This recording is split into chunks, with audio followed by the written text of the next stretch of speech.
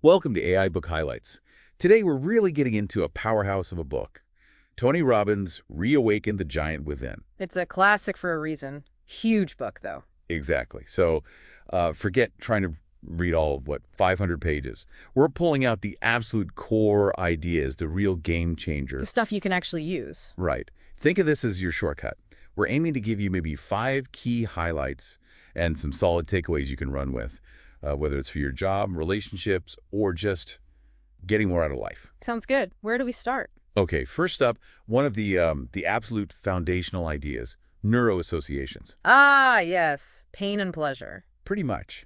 It's this idea that what really drives our behavior isn't, cold, hard logic. It's these gut-level links we form between experiences and either pain or pleasure. Totally. It's why we do things we know aren't good for us or avoid things we know we should do. The emotional wiring is just stronger. He uses a really vivid personal story, doesn't he, Oh, about neat. beer. Yeah, that one's memorable. As a kid, he saw his dad drinking beer, had this kind of positive, maybe even adult association with it. Right. But then his mother, well, she orchestrated the situation where he drank some, got incredibly sick, vomited, a really intense negative experience, and boom, just like that, the desire for beer, gone. Instantly replaced by this powerful link to feeling awful. Pain association took over. It's such a clear example of how malleable those links can be, but also how strong. But it cuts both ways, doesn't it? That's the sobering part, yeah. He talks about figures like John Belushi, Jimi Hendrix, Janis Joplin. Legends, but with tragic ends. And while we can't, get inside their heads, Robbins suggests that maybe their reliance on drugs created these incredibly powerful pleasure associations, at least short term. The escape, the feeling, whatever it was. But ultimately linked to devastating pain. It shows how those wires can get crossed in really destructive ways. And it's not just about external substances, it's about meaning. Like that Vietnam POW example. Oh, right. Captain Coffee. That story is incredible. 2 prisoners, same horrific condition, unimaginable abuse. One guy links it all to despair, hopelessness, ends up taking his own life. Terrible. But Captain Coffee, somehow he attached a different meaning. He linked enduring that pain to deepening his inner strength, his resolve, his faith. Same input, completely different neuro association. Exactly, which led to survival and, well, a powerful life story. So the big takeaway here really is agency. We aren't just victims of these automatic links. We can actually choose consciously what we link pain and pleasure to. It's about taking the steering wheel, basically. Linking pain to the habits you want to break and massive pleasure to the ones you want to build. That's how you shape your actions and ultimately your destiny. Okay, powerful stuff. So moving on from neuro associations, the next big pillar seems to be the impact of our beliefs. Beliefs, yeah. This is huge in Robbins' work, and he's clear. Beliefs aren't necessarily reality. There are interpretations of reality. The meaning we give to things. Precisely. And those meanings, those interpretations, they literally filter how we see the world and, well, they become who we are. And it's easy to see how limiting beliefs form, right? Yeah. Like you have a few bad experiences. Then suddenly you generalize, I'm incompetent, or I always mess things up, or I'll never find love, those kinds of things. And they feel so true when you're in them. They do. And worse, they can become self-fulfilling prophecies. If you believe you're incompetent, you might unconsciously act in ways that confirm that belief. You hesitate, you don't try. You prove yourself right in a negative way. But just like with pain and pleasure, there's immense power on the positive side, too. He shares incredible stories of people who faced unimaginable trauma, being raped, losing a child. Horrific things. And somehow they forged empowering beliefs out of that pain. Beliefs that led them to dedicate their lives to helping others, to creating meaning from the suffering, using pain as fuel. That really speaks to the power of choosing our interpretations. And the mind-body connection here is just wild. You look at the research he cites, Dr. Bernie Siegel and multiple personality disorder. Yeah, that's mind-bending. Right. People literally changing eye color, physical marks appearing or disappearing, even developing different diseases based solely on the belief they are a different personality. It shows how deeply belief impacts physiology, or Dr. Henry Beecher's work on the placebo effect. The sugar pill effect. Right. People getting better because they believe the treatment will work, sometimes even more effectively than the actual drug. Belief itself is a potent medicine. And that Norman Cousins story about the football game, food poisoning. Hilarious and fascinating. A whole stadium gets sick because they believe the soda is contaminated. Then they find out it wasn't, and poof, everyone's fine almost instantly. Belief turned the physical symptoms on and off like a switch. It really highlights the power, and Robbins pushes us to look at our global beliefs. These are the big ones, the overarching assumptions about like who we are fundamentally, what people are like, what work means, money, life itself. The bedrock beliefs. Exactly. And he says changing just one limiting global belief can have this massive ripple effect, transforming tons of areas in your life because it shifts your whole operating system, basically. He also categorizes beliefs, right? Like opinions, beliefs, convictions. Yeah, it's a useful spectrum. Opinions are kind of light, easy to change with new info. Beliefs have a bit more evidence or experience behind them, more emotional juice. Okay. But convictions, those are deeply held. Intensely emotional. You'll defend those fiercely. Knowing where your own beliefs fall helps you figure out which ones might be easier to shift and which require, well, more work. Right. Makes sense. So belief is key. What about taking direct action on our mental state? That leads us to the 10-day mental challenge. Yeah, the challenge. Yes, this is super practical. The commitment is straightforward. Yep. For 10 days straight, you absolutely refuse to hang out in any negative or, as he calls them, unresourceful thoughts or emotions. Refuse. Sounds simple, but maybe not easy. It's often a real eye-opener. People start it and are shocked, just shocked at how often their mind drifts into worry, frustration, self-criticism, stuff they didn't even realize was running on autopilot. So you become aware of the background noise. Very aware. But it's not just about noticing, it's about interrupting the pattern. He gives concrete tools. Like what do you actually do when a negative thought pops up? Okay, one big one is asking better questions. Instead of why me or why is this so hard, you flip it. Ask something like, okay, what's one thing I can do right now to make this slightly better? Or what can I learn here? Shifts focus immediately. Towards solutions. Exactly. Another is changing your vocabulary. Sounds small, but saying you're a little bit concerned instead of totally freaking out actually lessens the emotional charge. Huh. And physiology. Change your body, change your state. Stand up tall, pull your shoulders back, take a few deep, powerful breaths. Even forcing a smile for like 60 seconds can actually trick your brain into feeling better. So physical shifts create emotional shifts. They absolutely do. And then there's that 90-10 rule he talks about. 90% solutions, 10% problem. Right. Pour your energy into figuring out how to move forward, how to fix it, what the next step is. Don't get bogged down analyzing the problem endlessly. It's amazing how often when you focus intensely on solutions, the problem itself kind of shrinks, or you find a workaround you wouldn't have seen otherwise. It requires real commitment, though, doesn't it? 10 days straight. If you slip up, you have to restart. That's the classic rule, yeah. It builds discipline. He suggests, maybe tell someone you're doing it. Accountability helps.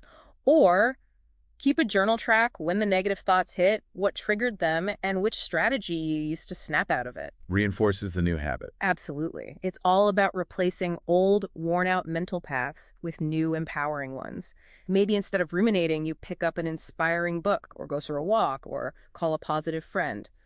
Consciously choose a better feeling pattern. Okay, a very hands-on approach. Let's shift gears a bit. Another huge theme is values. He calls them our personal compass. That's a great analogy. Your values are basically what you deem most important in life. They're the fundamental states or principles that guide your decisions, consciously or unconsciously. And when people live in line with their values, we see that as integrity. We do. We instinctively respect people who walk their talk, who make choices consistent with what they claim to believe in. He mentions Walter Cronkite and his stance on the Vietnam War. Yeah, a respected journalist, taking a potentially unpopular position based on his principles. It showed his values were guiding him, not just public opinion or ease. That resonates. Robbins also makes this interesting distinction. It's not just about what you want to have, but who you want to be. Crucial difference. True fulfillment, he argues, doesn't come from accumulating stuff. It comes from living in alignment with your highest ideals, your core values, being the person you aspire to be. So how do we figure out these values? He talks about moving toward values. Right. These are the emotional states you actively want more of in your life. Things like love, success, freedom, connection, growth, contribution, whatever they are for you. And we all have a hierarchy. Some are more important than others? Definitely. And that hierarchy dictates your choices. If freedom is way higher for you than security, you'll make very different career choices, for instance. He tells that story about Jolie at Disneyland. Oh yeah, she's at the happiest place on earth, but miserable. Because her job, even if it looked good on paper, was crushing her top values. Hmm. Love, health, growth. It was totally out of alignment. Once she got clear on what her real priorities were, what values she needed to honor. The right decision became obvious. Exactly. Clarity on values provides direction. He stresses trying to fulfill your highest values first and finding ways, if possible, to meet multiple values at once. But it's not just about moving towards the good stuff. There are also moving away from values. Yep. These are the states you desperately want to avoid: rejection, failure, anger, loneliness, humiliation, you name it. The things we run from. Pretty much. And understanding what you're moving away from is just as important.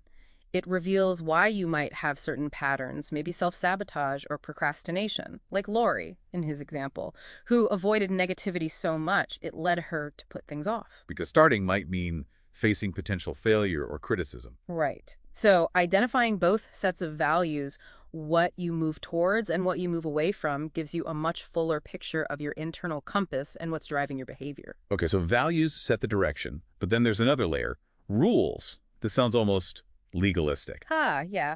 Maybe the name is a bit stark, but the concept is vital. Rules are basically your personal criteria, the specific triggers that tell your nervous system whether one of your values is being met or not. They determine when you feel pleasure or pain. So they're the specific conditions for feeling good or bad about our values. Exactly. Think of Gregory Bateson's idea. He references that we often have loads of ways to feel muddled or bad, but only a few, very specific, maybe even hard to reach ways to feel perfect or good. Why is that? Because our rules are often set up that way. We have really strict rules for feeling happy, successful, loved, but maybe very loose rules for feeling stressed or inadequate. Like that story of the two guys asked if they're successful. Perfect illustration. One guy has this complex checklist.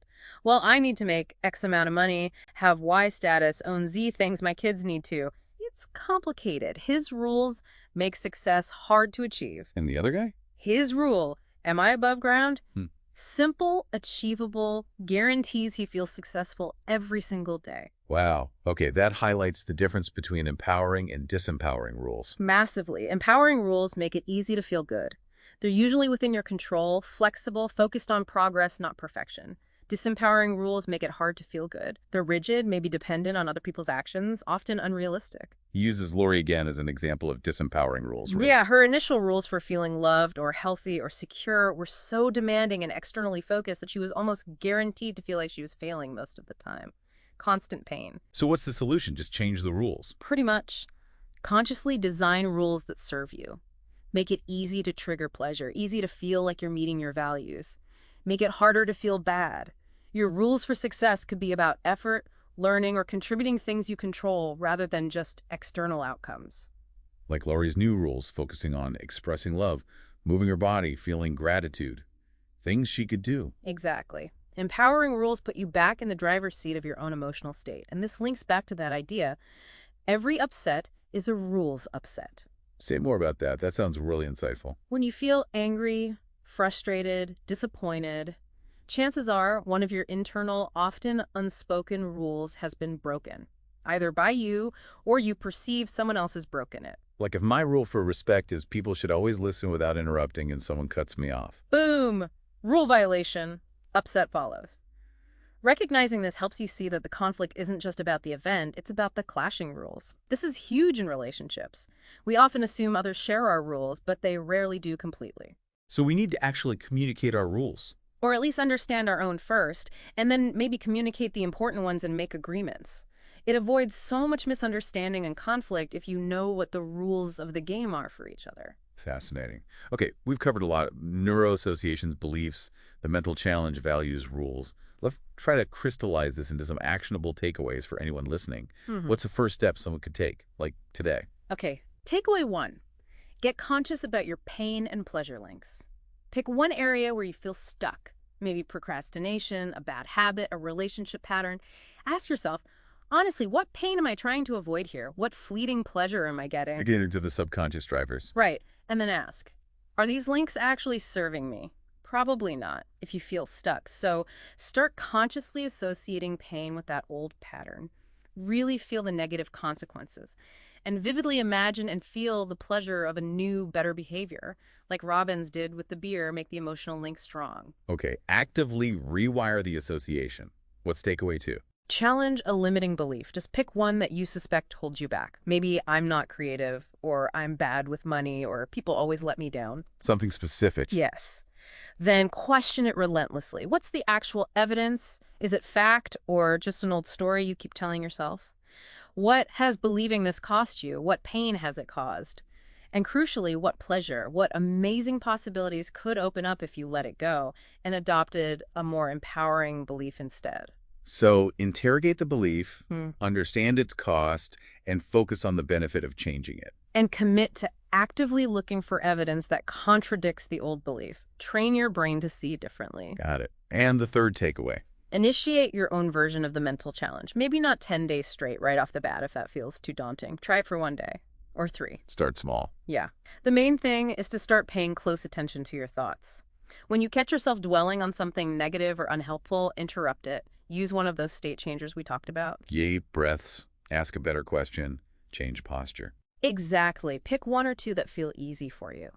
And practice shifting your focus immediately towards solutions, possibilities, or just something neutral or positive. Even a tiny shift, done consistently, starts to build that mental muscle. Become the bouncer of your own mind, basically. That's a good way to put it. Decide what gets to stay and what gets kicked out. Excellent. So identify pain-pleasure links, Mm-hmm. challenge a limiting belief, and start practicing mental self-control with a mini challenge. Those 3 alone can spark some significant changes. Absolutely. And look, these are really just scratching the surface. Reawaken the Giant Within goes so much deeper, offers so many more tools and strategies. Oh, definitely. It's a comprehensive manual for personal change. So if any of this resonated with you, we strongly recommend getting the book and really working through it. It's an investment in yourself. Thank you so much for joining us on AI Book Highlights today. We really hope exploring these ideas has given you some valuable food for thought and maybe some concrete steps to try out. Hope it was helpful. If you are ready to go further, to really equip yourself with the full toolkit for transformation that Tony Robbins offers, we've put a link to purchase Reawaken the Giant Within right there in the description. Your journey towards tapping into that giant within you. Well, it can start right now.